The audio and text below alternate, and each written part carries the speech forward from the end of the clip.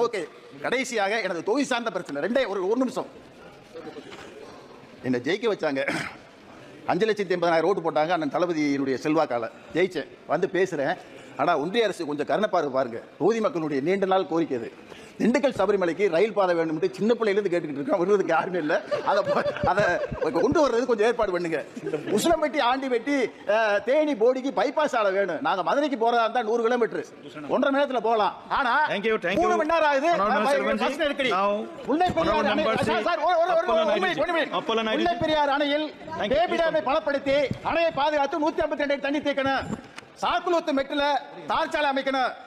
ஆண்டிப்பட்டியில மயிலாடுதுறை மல்லபுரம் சாலை விரிவுபடுத்தணும். இளையவன் கோயில் சாலை விரிவுபடுத்தணும். சோழவந்தான் நகரில் அனைத்து இன்று செல்ல வேண்டும் என கேட்டு நிர்வாகத்திறன் உடனால் தமிழக மக்களுக்கு வாக்குறுதிகளை நிறைவேற்றி வரும் மாண்புமிகு தமிழ்நாடு முதல்வர் முத்துவேல்